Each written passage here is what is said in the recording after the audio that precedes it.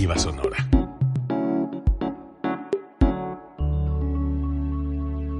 Código Libre.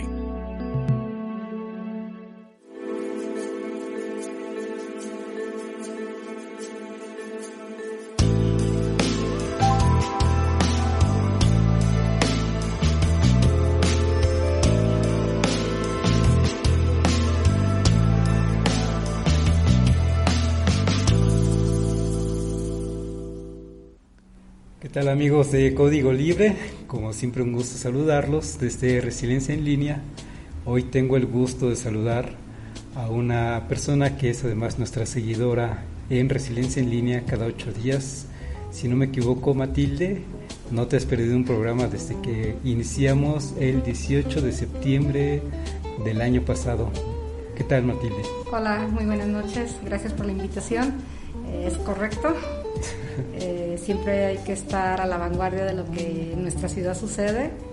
Empecé con el primer programa y me ha encantado los temas que han abordado. No estaré de acuerdo en unos, pero escucharé con atención. Siempre es aprender algo.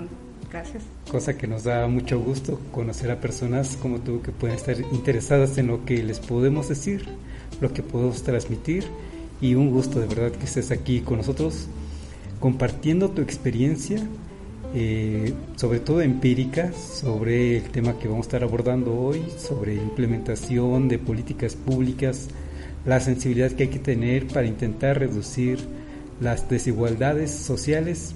De repente cuando abrimos un foro de discusión de cuál es el problema central en tu ciudad, y rápidamente podemos decir que violencia o podemos decir que desempleo, pero ya cuando preguntamos cuál es el problema central, entonces ya no es propiamente la delincuencia, porque esta más bien se deriva de algo que es central, de un problema central, y podemos empezar a armar un árbol de problemas, como se dice, y cuando buscamos la raíz del problema ya no es la delincuencia, y la delincuencia está en la copa del árbol de los problemas. Hay que buscar el tronco y hay que buscar la raíz, y atacando el problema de raíz es que podemos hacer algo. Y en este caso los problemas de segregación social, y hay múltiples problemas de segregación social que tienen que ver con pobreza, que tienen que ver con desigualdad, es que entonces podemos empezar a hacer algo al respecto. De esto vamos a estar hablando con Matilde, por eso la invitamos, pero dadas las circunstancias de la emergencia que seguimos viviendo, Matilde, también nos gusta iniciar el programa con una breve reflexión sobre la actualidad que estamos viviendo, particularmente en México, sobre esta pandemia. La verdad es que está desbordado el problema, desbordado en el sentido de que quizá son cifras que no nos esperábamos, pero yo voy a insistir en cada programa que estamos dentro de lo que el gobierno esperaba, y lo que espera el gobierno es lo mismo que lo que esperan los gobiernos en todo el mundo, que no se colapse su sistema de salud. Estamos viviendo justo en estos momentos la situación en la que en Tabasco y en la que en Nuevo León están a punto de llegar a la saturación de los hospitales, y eso podría entonces ya precisamente desbordar al sistema de salud, al menos en estas dos entidades. La intención del gobierno mexicano y de cualquier gobierno es que no se desborde precisamente la atención médica, porque entonces sí, veríamos escenas que no queremos ver, con muertos en la calle, y además donde a la gente ya no le interesa, se vuelve insensible a que pudiera haber muchos muertos en la calle, una escena de veras apocalíptica. Ese es el asunto que no se quiere ver.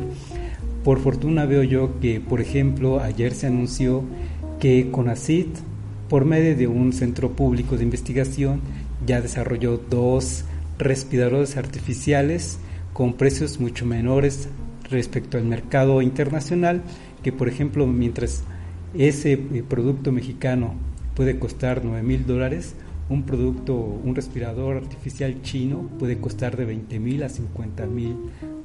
Entonces ahí nos estamos ahorrando una buena proporción, y justamente dicen que esos primeros ventiladores, los primeros 500 ventiladores producidos por este convenio con CONACYT, se van para Veracruz y se van para Oaxaca.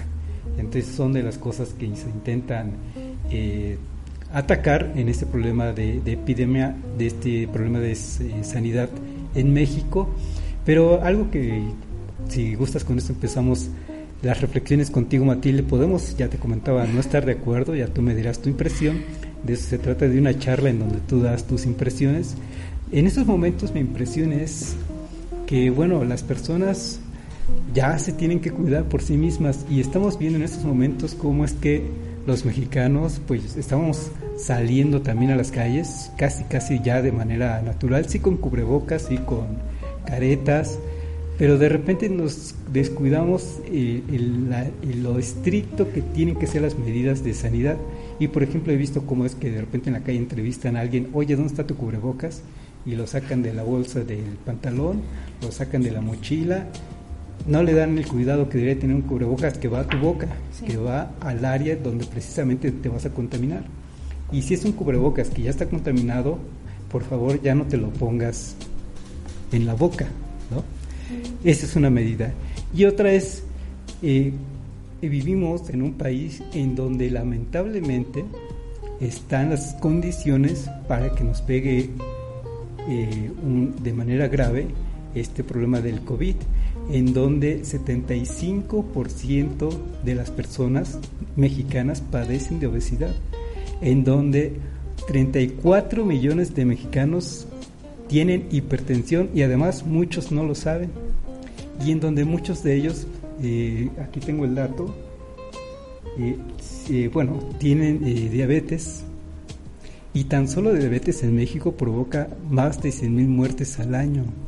Y entonces llega el COVID, ya se arrasa, digamos, con los mexicanos, pero incluso si nos vamos a esta cifra de muertes por diabetes, vemos que todavía hay muchos más muertes de diabetes que con todos los 35,000 mexicanos muertos por COVID, asociados a COVID, porque el COVID no es el que te mata, sino que te matan precisamente todos estos problemas de hipertensión, de diabetes, de obesidad, y llega un COVID y te agarra bajo de defensas, pues termina de aniquilar lo que quedaba de sanidad de este pobre paciente. Y entonces vivimos en un país que por generaciones no se ha alimentado bien, no ha cuidado su salud, estamos gorditos, y entonces llega un virus como el COVID y empieza a arrasar con los mexicanos. Pero no sé qué impresión puedes tener. Es correcto lo que has puntualizado, Carlos. Definitivamente estamos en riesgo, tan solo por el hecho de ser mexicanos tenemos la genética de ser propensos a todas las enfermedades que nombraste, hipertensos, diabéticos, obesos, pero sí ha sido un proceso que se ha tenido el mexicano de un descuido, que no nos hemos cuidado en lo personal. La prevención no fue prioritaria para ninguno de nosotros hasta que no vemos las consecuencias. Pudo haber sido el COVID, pudo haber sido la influenza que pasó en el 2009, puede ser cualquier otro virus que anda, que todavía no le ponen nombre, pero que definitivamente si nuestras defensas están bajas y nuestro organismo está propenso, obviamente nos va a dar un poco más fuerte. ¿Qué tenemos que hacer? Bueno, esta pandemia, este virus, como que nos pone a reflexionar, ¿no? Si ya no tuvimos la prevención hace 15 años para evitar estar diabético, hipertenso o padecer una obesidad, pues yo creo que es tiempo, no importa la edad que tengamos, de cuidarnos y cuidar a los que están cerca de nosotros, pues aconsejándoles, ya tomar una responsabilidad nuestra, porque también pues es correcto a veces escuchar que culpan a veces las medidas que el gobierno toma.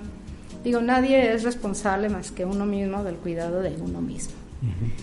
Y si a ti te dicen tienes que ir cada 6 meses al dentista, tienes que ir cada 6 meses al dentista. Si te dicen tienes que estar previniendo tu diabetes para que no aumenten los niveles, tienes que cuidarte. Obviamente, en las personas con desigualdad o en extrema pobreza, pues podemos decir que ahí es donde impera un poquito más esta situación. Pero los que estamos conscientes debemos de prever, debemos de prevenir. La prevención es el medicamento más barato que puede existir, sí, que la curativa.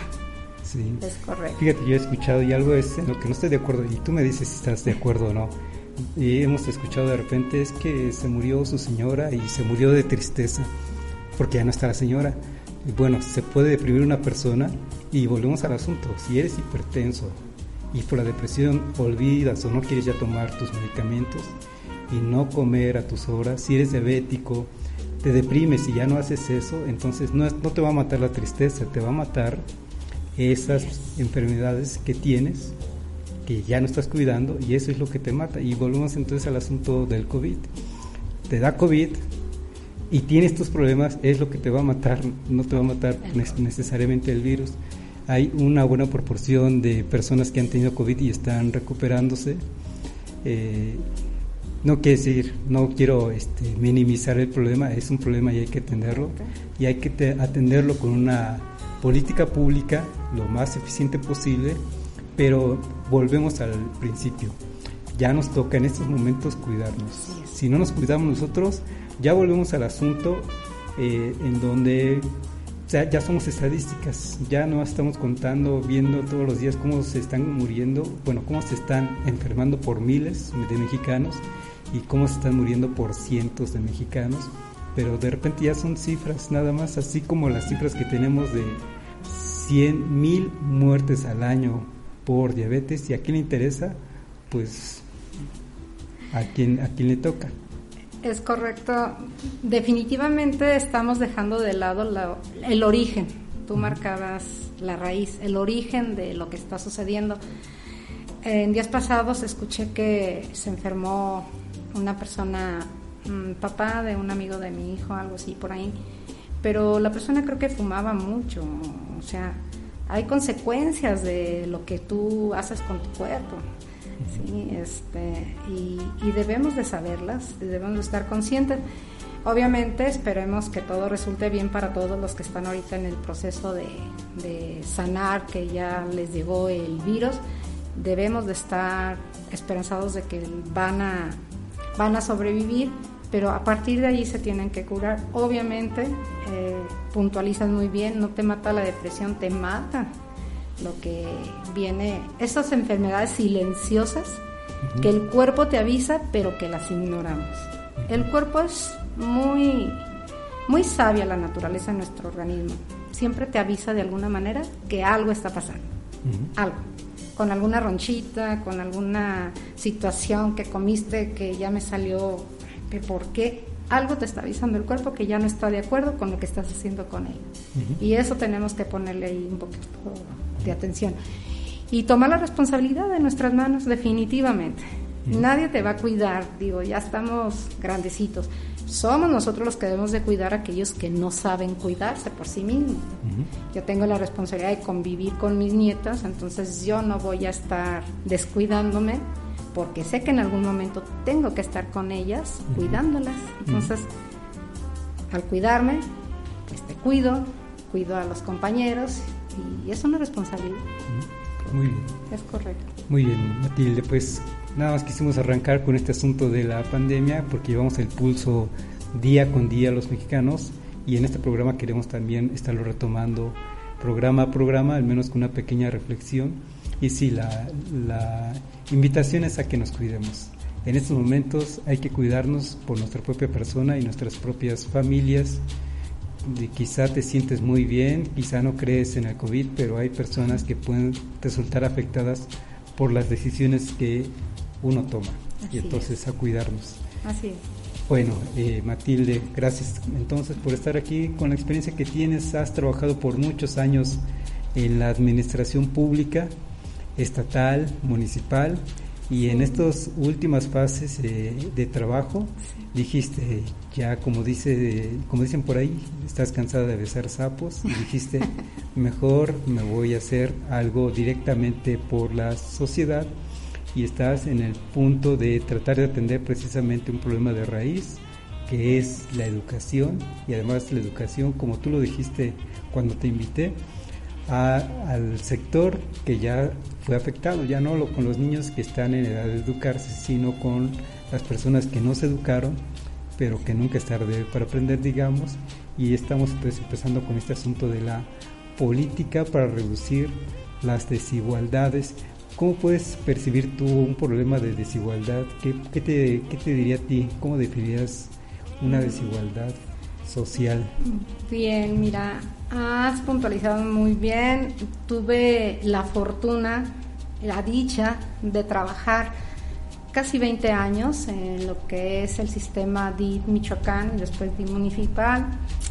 Ahí retomas tú y creas una conciencia de lo que realmente está pasando en tu entorno.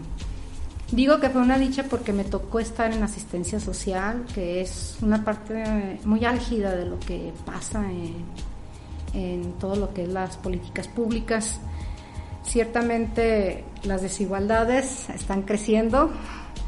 No sé, o más bien pienso desde que estaba en estos trabajos en el gobierno del estado, que si bien ha existido políticas públicas para rezagar la pobreza y que se han destinado cantidades inimaginables, no han tenido el impacto que se requiere.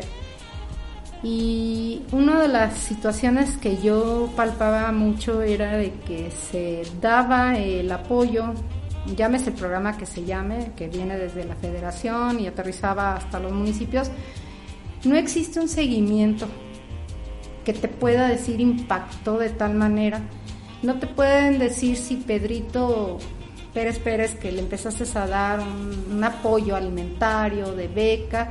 Ahorita no puedes saber si en las estadísticas Pedrito Pérez está con preparatoria terminada, está en un buen nivel educativo o de vida. No puedes saberlo. Entonces no puedes tú decir si las políticas públicas impactaron o no. Más bien podemos constatar que hay cada vez más pobreza. Y ahora con esta pandemia, pues esperemos un poquito más difícil la situación. Y esto nos lleva a adquirir experiencias que a veces son permitidas expresarlas. En gobierno las políticas son muy cuadradas, tienen sus programas, tienen sus estrategias, tienen sus procedimientos y son cuadrados en el hecho de que así son y así son, porque tienes que presentar ciertos resultados, informes, que no te puedes salir de ese parámetro. Pero siempre cuando estuve aquí en la región Bajío, fue muy bien recibida las aportaciones que hicimos con el equipo que aún se conserva ahorita aquí en La Piedad, en la enlace regional. Aportamos bastantes sugerencias. Obviamente no modificaban mucho las estrategias o los procedimientos que se hacían, pero fueron aceptadas y se implementaban en el resto del estado. Lo que yo siempre les solicitaba era que nos permitieran evaluar. Y es fuerte la evaluación. Creo que es un tema o un trabajo que difícilmente estamos acostumbrados a hacer. Inicias un proyecto, un negocio y no paras a medio camino para evaluar cómo te está yendo. Las evaluaciones las pueden hacer muy experimentales, son fáciles de hacer. Puedes, como digo varias veces, observar, reflexionar qué está pasando y actuar. Si hay necesidad de retroceder, hay que hacerlo, pero no avanzar en algo que no está bien sustentado, porque es como dar una asistencia a algo que no va a producir, no digo yo un beneficio al Estado, no, un beneficio al sujeto de atención.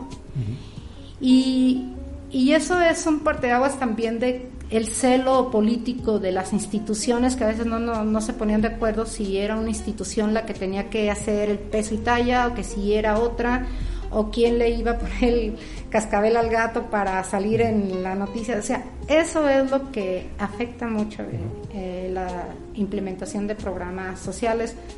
Si nos dejásemos de lado esa vanidad de que a veces nos cargamos y nos vamos a campo, es otra la situación que prevalece.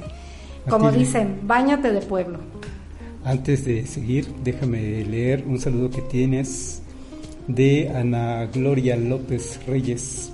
Dice, debemos hacer conciencia también del gran problema de la diabetes y la obesidad, el tabaco, el exceso de tequila, todo con responsabilidad, pero los mexicanos en su mayoría lo vemos en las colonias, ahí en las colonias en donde vivimos, ahí no llegó el COVID y esa manera de ironía.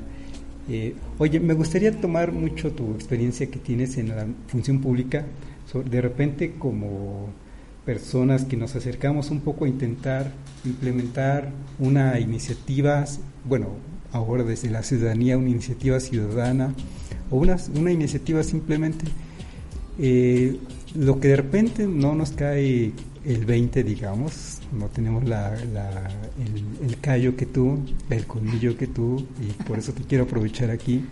Es una cosa es lo que planeamos, podemos armar un plan, una estrategia, eso es la planeación justamente, y otra cosa es la gestión de ese plan.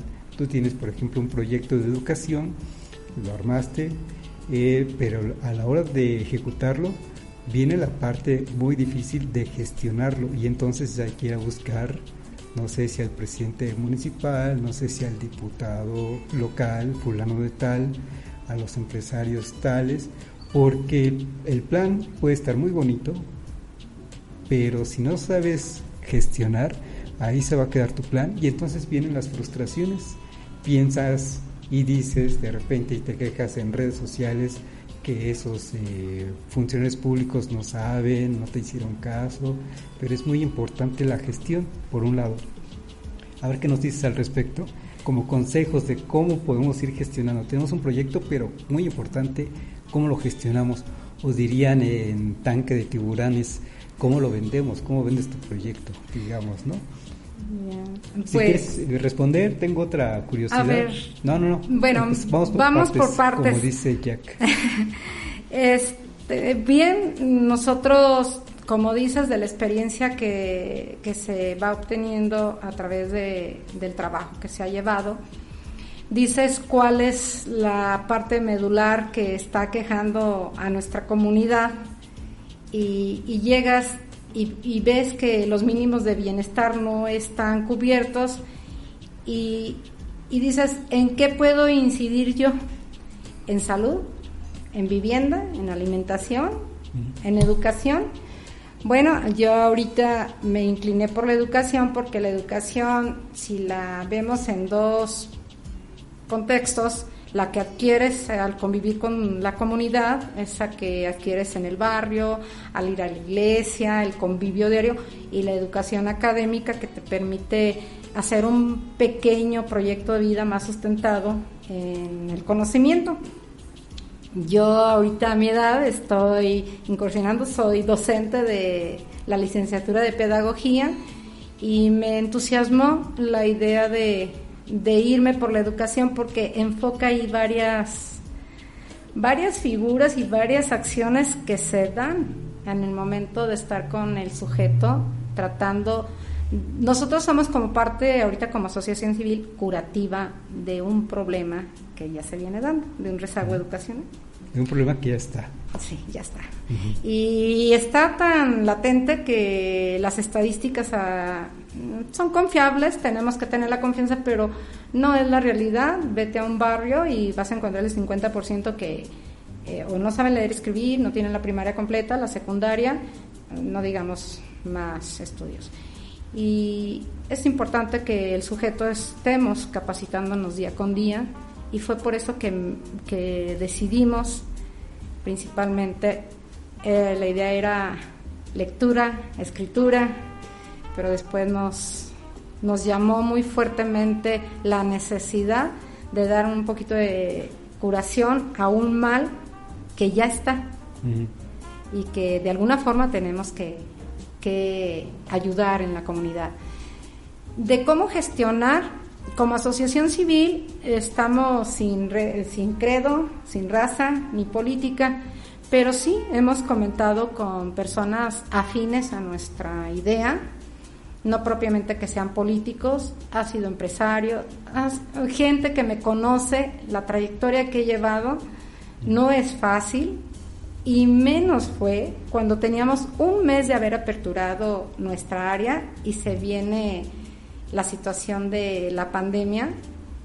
De verdad que fueron momentos muy fuertes para sostenernos, y gracias a esa gestión nuestros benefactores, amigos, nos han apoyado a mantener. No tenemos gastos excesivos porque lo hacemos ahora sí que por convicción, pero sí hay gastos que se tienen que erogar, y sí nos fue muy difícil. Estamos tocando y picando piedra, tocando puertas y picando piedra para poder llevar este proyecto, y obviamente no somos una isla. Necesitamos de la sociedad, necesitamos de los empresarios, necesitamos de la iglesia, del padre que nos ayude a difundir, necesitamos de la gente que trabaja con Ana Gloria, la amita que nos habló, que es de Damas Vicentinas. Ellas tienen grupos detectados en extrema pobreza y nos estamos comunicando. No podemos ir solos en esta misión que nos estamos llevando a cuestas, no podemos, ya no podemos hacer nada solos. A mí me queda muy claro, no sé si estén de acuerdo o no, pero a mí me queda muy claro que tenemos que ser una unión de la sociedad para el bien de nosotros mismos, para la comunidad donde estamos. Yo no veo una comunidad que está deteriorada, cada vez más, si yo estoy viviendo en ella. Matilde, no paran de sonar las alertas por saludos hacia ti. Eva Cruz Hernández está saludando desde Indio, California. Y Susana Flores también, felicidades a Matilde por el enorme corazón que tienes, siempre pensando en vivir en una sociedad mejor basada en la educación. Pues felicidades, Matilde. Gracias a todos, gracias.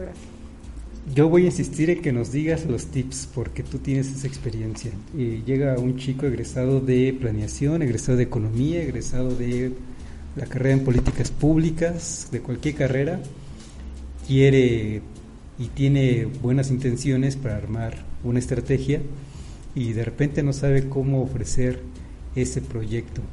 Y tú estás dando por ahí ya unos primeros tips, es identificar a los actores clave. Tú dijiste la iglesia, bueno, ese es un actor precisamente con el cual te puedes acercar a los grupos vulnerables. Dijiste Damas Vicentinas, es otro actor social finalmente. Dijiste empresarios y ahí va sumando el grupo de empresarios. Dijiste políticos así en lo general.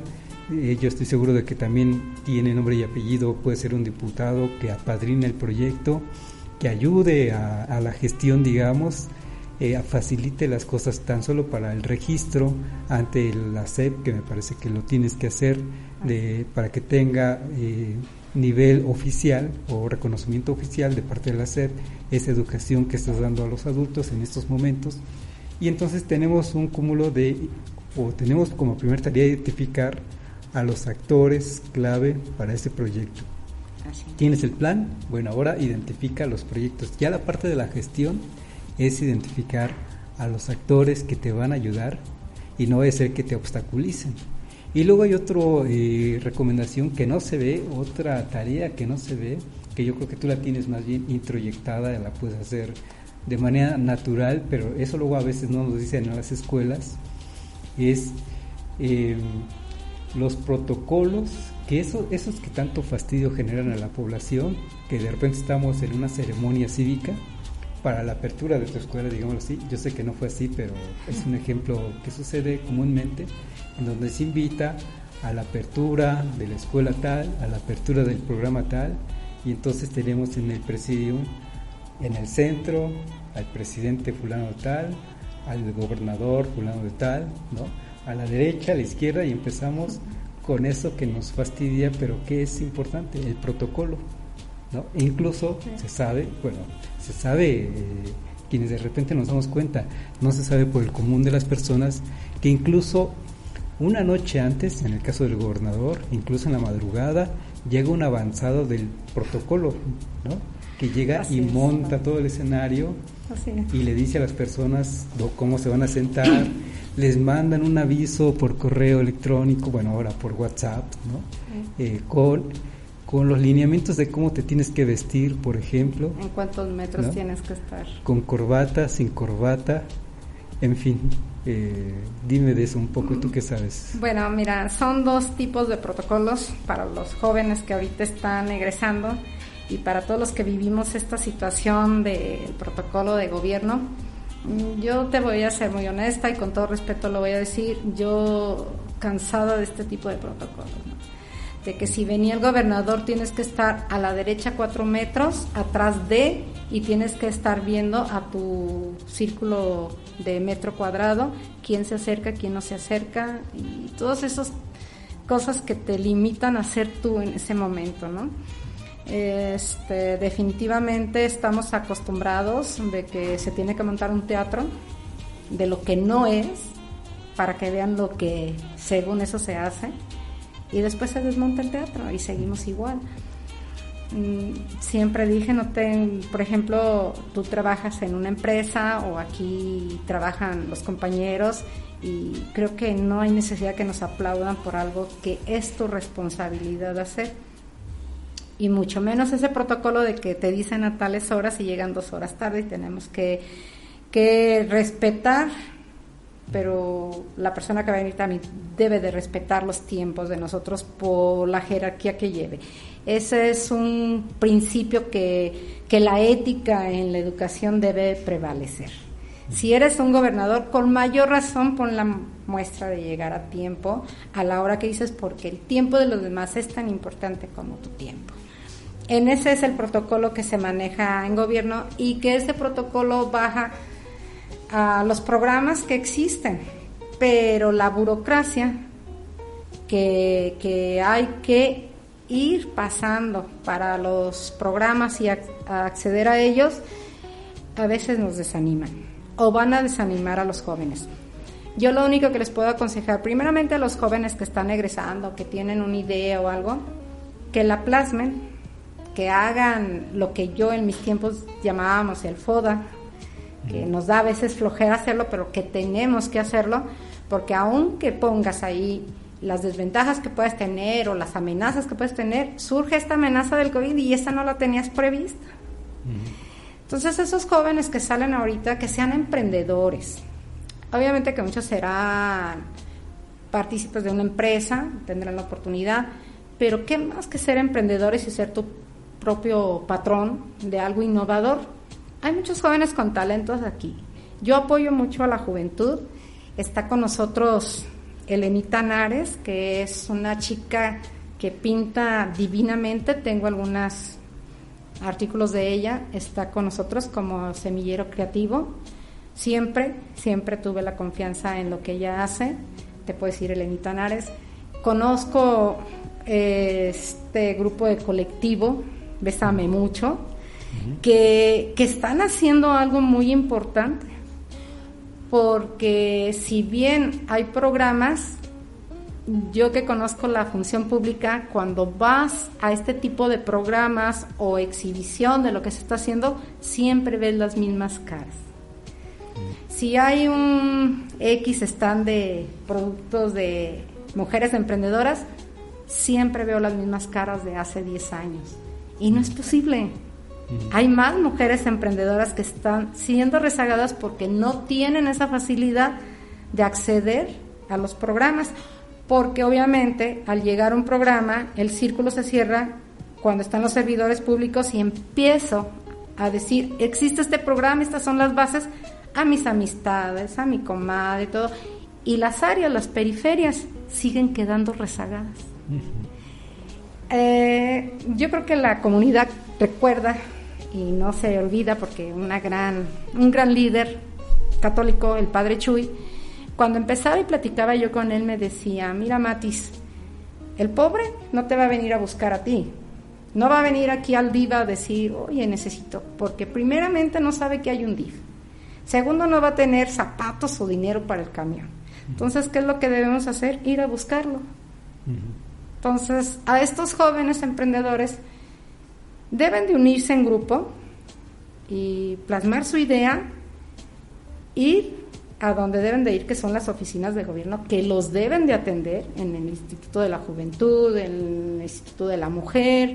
Deben de orientarlos qué programas están bajando para ellos o qué programas hay de acceso, y les deben de dar la información, la orientación y el seguimiento para que esos jóvenes tengan manera de ser jóvenes emprendedores y aterricen su proyecto. Estamos hablando de los jóvenes, pero hay gente ahorita que se ha quedado sin trabajo, que ha sido criticada porque se pone a vender tacos después del otro taquero, o que sale a vender fruta y todo. Bueno, está emprendiendo su propio negocio. Si él tiene más clientela que el otro taquero o que el otro que vende fruta, es porque algo le está poniendo adicional. Los jóvenes ahorita, a veces pienso que salen de una universidad y quieren de tener ya una oficina y ser jefes y todo. Pues yo les recomiendo que primero se foguen, que tomen esa experiencia para poder avanzar. Pero creo que lo importante para salir en comunidad adelante son emprender, que sean emprendedores. Hay muchísimo joven con talento, pintores. Bueno, yo me voy a las artes porque definitivamente me gustan, pero hay jóvenes que conozco que la verdad me quedo sorprendida de los trabajos que hacen y que no tienen la oportunidad de plasmarlo o de llevarlo a cabo. Sí. Entonces esos dos protocolos son los que debemos brincar, ¿no? Mati, de aquello un saludo más de Carmen Gutiérrez Tejeda. Mati, muchas felicidades, suerte en tu nuevo proyecto, siempre ayudando a quienes más necesitan. Gracias. Así que felicidades por esto. Gracias. Entonces, en este, digamos, no sé si vamos a llegar a los 10 puntos, pero en este decálogo que estamos armando para una estrategia de atención a la población vulnerable, digamos, y reducir los problemas de marginación, digámoslo así. Uno es identificar, tener el plan, ese desde luego. Otro es identificar actores. Otro, está diciendo muy importante, identificar los programas que existen, supongo que a nivel federal, nivel estatal e incluso si los hay a nivel municipal, para que podamos acceder a ellos. Si tenemos una asociación civil, por ejemplo, o simplemente estamos organizados de alguna manera, buscar la manera de acceder a esos recursos, y entonces eso te convierte en un intermediario, digámoslo así, entre la población vulnerable y entre la instancia que va a financiar o te va a aportar de alguna manera un apoyo para estar apoyando a su vez a estas personas. Entonces la tarea no es sencilla, ¿verdad? A la hora de implementar una estrategia, una iniciativa ciudadana, no es tan sencilla ejecutarla porque se requieren esas cosas que luego no se ven. Y dices, y yo estoy muy de acuerdo contigo, estoy harta de los protocolos, pero yo voy a insistir, son importantes, no nos gustan, pero a la gente le gusta que le den su lugar, me refiero al presidente municipal, regidores, al gobernador. Y te voy a dar, por ejemplo, un caso en donde no se le da el lugar, y me pareció también por otro lado una grosería, en donde en la toma de un presidente municipal que recién empezaba, invita al presidente que va saliendo y a su esposa. Este presidente llega con la mejor intención, además de partidos políticos diferentes, así que fue una gran cortesía. Y además el presidente que entra se hubiera revestido bien, diciendo, miren, vino el de oposición a la toma de mi presidencia municipal, pero llega este señor de invitado y nadie lo atiende, nadie lo recibió, no sabía dónde sentarse, y por ahí encontró un par de lugares para él y su esposa. Eso políticamente es incorrecto, habla de ti en cuanto a una persona que tiene una iniciativa que no sabes manejar un protocolo, y tú sabes cuándo va a volver este presidente o cuándo va a volver ese invitado, ya no va a volver, y ahí se te cierra una puerta. Ahí lo importante es que se te cierre una puerta. Y volvemos al asunto de por qué es importante. Porque si tú tienes una estrategia, un plan, y no lo sabes gestionar, es cuando no va a operar. Por muy buenas intenciones que tengas, por mucha necesidad que tenga la población, luego el problema sí está en los que gestionan un proyecto. Fíjate que es muy atinado tu comentario. Comentaba de ese celo político que existe. Yo creo que en la política pública no se ha avanzado precisamente por eso. Cuando tuve la oportunidad de trabajar en el sistema municipal DIF, yo de verdad me sentí realizada con la oportunidad que me dio el entonces presidente Hugo Anaya, de la apertura total de la asistencia social como se la fuimos planteando. Aceptó todas las propuestas, realmente créeme que fue como la cereza del pastel que venía yo trabajando en la asistencia social. Se dejaron unas bases consolidadas muy buenas para un seguimiento puntual a lo que se hizo, que se gestionó recurso, se gastó recurso en llevar un seguimiento o implementar aquellos programas, y el celo profesional o político decir, ay, ¿cómo voy a llevar este programa si fue el que lo hizo anteriormente? Ya no está siendo tu problema, o sea, está siendo un problema ya a la comunidad, de que si ese programa resultó y lo cortas porque no fue de tu partido, porque fue el celo del que lo dejó, de verdad estás perjudicando a tu comunidad como no tienes una idea, porque se gastó, se invirtió, que eso es lo principal que debemos de cuidar, y se trunca. Uh-huh. Entonces, sí debemos tener esa empatía, debe de existir en todos los rangos que quieras, en el político, en el social, en el religioso, la empatía que debemos de tener, de aceptar lo que tú haces. Si está bien, continúo. Si yo veo que por ahí falló, ya mis asesores me dicen está un poco mal, retoma el rumbo, pero no desperdicio el recurso que en su momento se destinó para dar seguimiento a las políticas públicas. Creo que el tiempo que dan para gobernar los presidentes municipales es corto para implementar un buen programa a la comunidad, hablando municipalmente. Darle continuidad, evaluarlo y que tenga impacto. Es corto el tiempo. Uh-huh. Pero bueno, son políticas, pero esto si lo plasmamos en las asociaciones civiles, pues tenemos que tener empatía. Ahora sí que estoy acercándome a los que llevan este rubro de la educación con muy buena respuesta, con esa empatía de que si yo estoy ahorita como regidor de educación, pues me entusiasma tu idea y apoyo tu idea. Uh-huh. Y estamos abiertos. Qué bueno. Pero como asociación civil procuramos no depender mucho de recursos financieros que dependan de políticas públicas, para poder nosotros como esforzarnos en de dónde vamos a tener ese recurso. Ya el gobierno está muy sobrepasado en lo que son los presupuestos, como para que venga Mati y sus compañeras con una idea innovadora o que va a impactar o que va a servir a la comunidad, pero que va a reducir un poco mis finanzas. Entonces Mati y sus compañeras tienen que esforzarse en buscar alternativas que nos lleven a buen fin, a buen puerto, ¿no? Uh-huh. Y así los jóvenes tienen que tener, se me cierra esta puerta, toca nota. Uh-huh. Se me cierra, porque yo te puedo decir que no está la fila en el área de nuestra asociación esperando que abra uno para irse a inscribir a la primaria, a la secundaria. No hay esa prioridad, no hay esa cultura de querer estudiar. Uh-huh.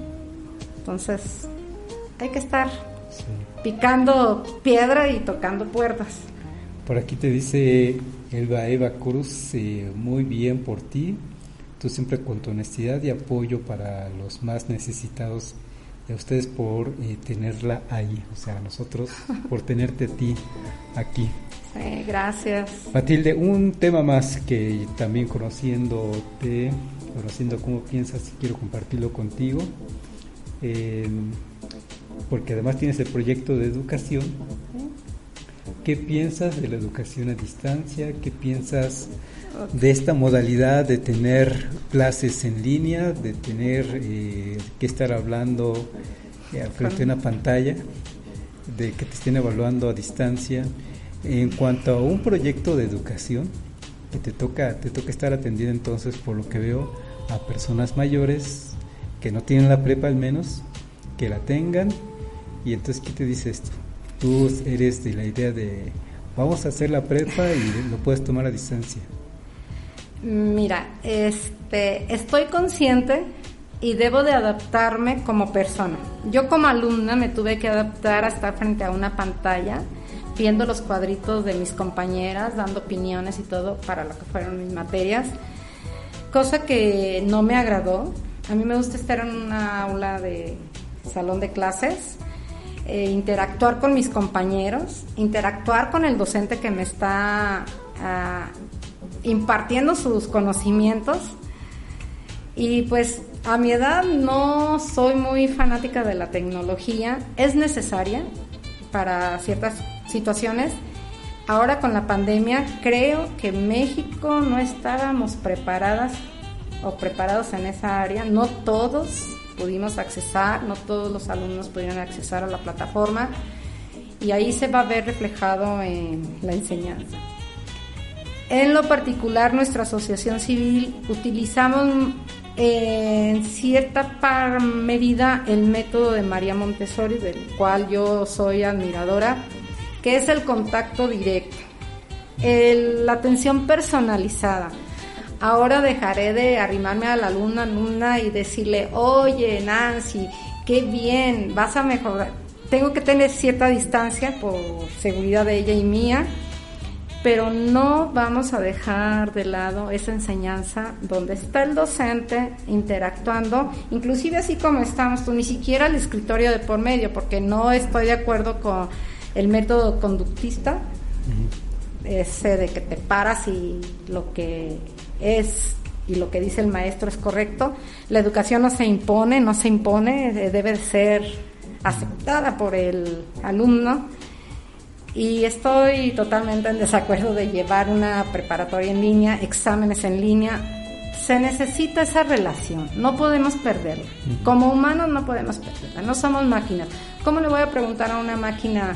En el momento no me lo va a contestar porque la máquina está programada a contestar lo que le programaron, más no lo que yo pensé.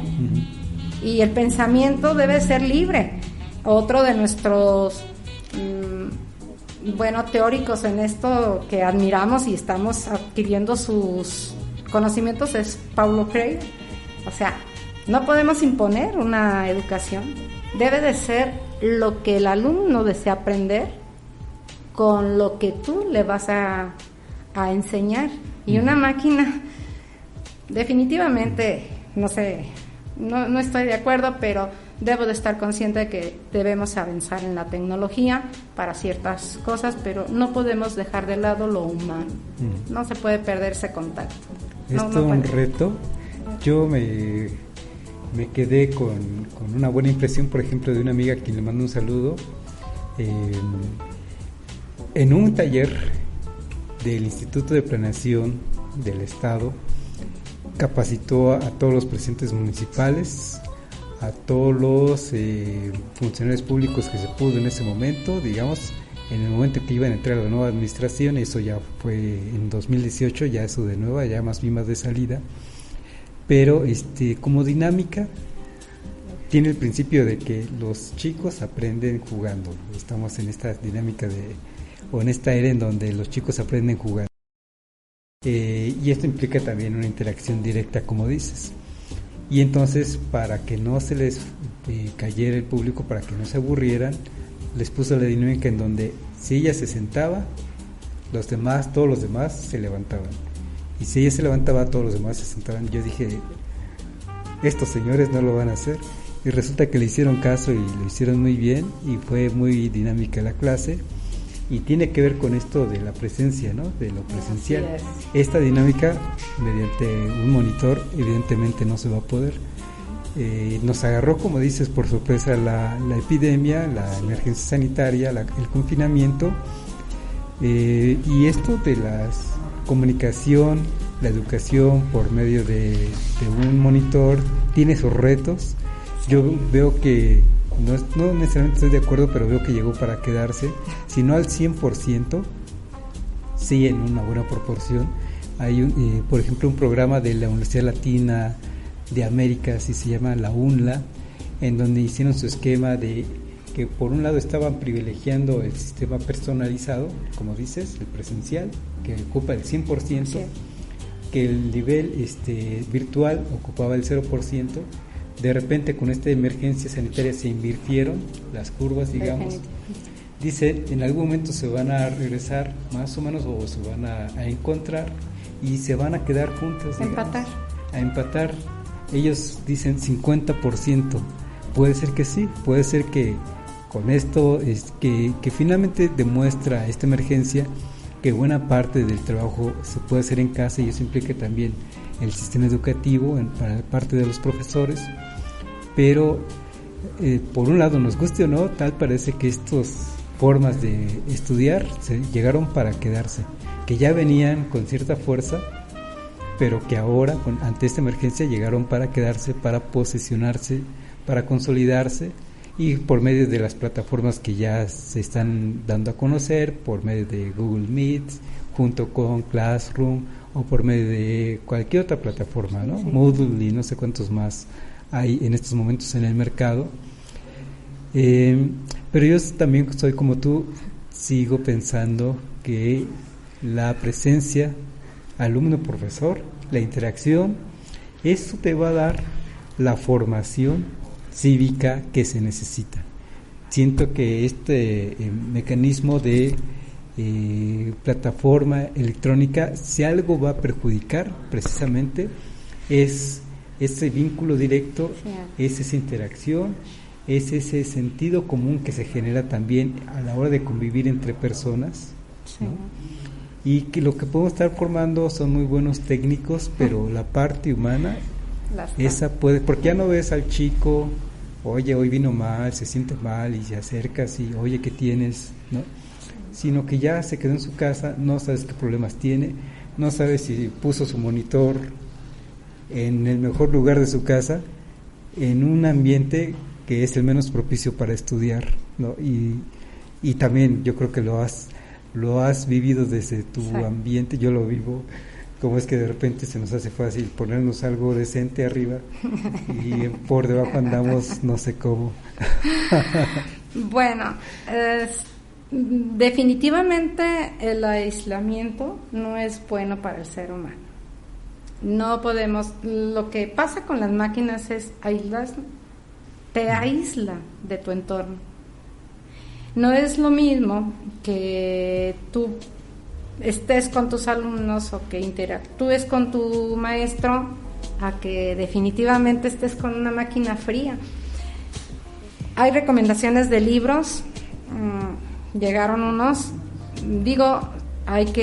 no hay a veces capital económico para comprarlos todos, pero yo soy amante del libro, tenerlo en las manos y estarlo leyendo. Soy enemiga de cargar libros. Hace años me regalaron una Kindle, jamás cargué un libro, yo creo que por eso no me han regalado ningún otro aparato de tecnología, porque no la usé, porque no soy de esa modalidad, y creo que los alumnos que nosotros vamos a estar atendiendo son de la vieja guardia, de los antaños, ¿qué te diré? 25, 30, 35, 40 años que no están acostumbrados, y volvemos a la desigualdad. Puede haber un núcleo que puede tener acceso a un buen celular, a una buena laptop, a un ciber cerca de tu casa y manera de estarlo pagando, pero los cinturones de miseria que existen en tu colonia, en tu ciudad, no lo tiene. Entonces los estamos todavía segregando más con la tecnología. Si tú como responsable de tu comunidad no preparaste a tu gente para ser, ¿tú crees que uno que estamos alfabetizando va a saber cómo bajar la plataforma de Zoom y meterte a poner esta clave? Jamás. Entonces los estamos otra vez limitando a que sigan siendo, pues ahora sí que vulnerables. Matilde, nos quedan 3 minutos ya para despedirnos. Yo quiero aprovechar estos últimos 3 justamente para poner un ejemplo de esto que estamos diciendo. Yo estoy convencido que las plataformas virtuales no van a dar una formación integral al ser humano en cuanto a ente social, que lo van a aislar de un ambiente social que es importante para su formación cívica. Y un ejemplo es, hoy entrevistaron al dirigente de Frena, que me pareció una persona extremista en su posición, muy extrema, y a la hora de citar, de argumentar su punto, diciendo que estamos viendo en estos momentos una dictadura en México, dijo 5 puntos de por qué considera que hay una dictadura, y esos son los mismos 5 puntos que anda diciendo una chica vía YouTube, y yo me quedo pensando, si nos vamos a educar por YouTube, si YouTube ahora nos va a dar esa educación, pues ahí están los resultados, ¿no? Personas que les falta un gran sentido común, una gran empatía social, en fin. Un criterio propio. Tú como sujeto debes de tener tu propio criterio. Pero si te vas a lo que están en las redes y lo repites, digo, qué ignorancia, ¿no? Digo, con todo respeto, qué ignorancia, a veces son plagios de que estás repitiendo lo que tú estás escuchando, ¿no? Dentro de poco voy a sacar ahí un video de cómo cocinar soya, eso es más factible que lo estén repitiendo, que estar repitiendo cosas que de verdad, yo lo que ahorita la comunidad quisiera que entendiéramos, nos guste o no, tenemos un presidente de la República, el cual las máquinas no nos van a decir la ética de cómo comportarnos. Y en la ética existe un principio muy valioso que es el respeto. Y nos parezca o no, estemos de acuerdo o no, debemos reconocer que tenemos una figura que debemos respetarla. Estemos de acuerdo o no con él. Y si no ayudamos, no estorbemos. Simple y sencillamente dejemos que actúe como lo han hecho otros presidentes y pues que el tiempo se nos diga. Tiene 1 año y meses gobernando y bueno, he visto cómo lo han hecho pedazos. Yo digo que debe imperar el respeto. Y tu criterio propio, ¿qué pienso yo? ¿Me está pasando a mí? ¿Me estoy quedando pobre? ¿Ya me quitaron una propiedad? ¿Ya lo viví como para afirmar y estar en contra? Digo, hay que ser congruentes y respetar. Estemos o no de acuerdo con la jerarquía, acabo de ver también que acaba de comprar y destinar dinero para medicinas. Me encantó la forma en que lo hizo, que el rector de la compra de estos insumos sea la Organización Mundial de la Salud. Bueno, felicidades, me encantó, sea quien sea. Matilde, pues se nos acabó el tiempo, te voy a agradecer mucho que hayas estado con nosotros compartiendo tu experiencia en estas estrategias. Yo diría que de repente esto es precisamente lo que no se sabe, lo que no se enseña en la escuela. Nos enseñan sí a armar muy bien el plan, pero a gestionar eso es muy difícil. Y pues te agradezco que hayas estado con nosotros y gracias por el seguimiento que le das al programa desde siempre. Así que gracias. Gracias a ustedes, gracias aquí a los chicos que están atendiéndonos y gracias a los que estuvieron ahí escuchándonos. Sí, gracias por ahí Gracias, a Susana Juan. Flores, que también está mandando los últimos saludos. Entonces a Eva, a Carmen, a Susana, ¿quién más? A Ana Gloria. Gracias a todos ustedes. Una gran mujer, no demeritando a las otras. Gracias Gerardo, Felipe, Jaime. Nos vemos la próxima. Gracias. Gracias.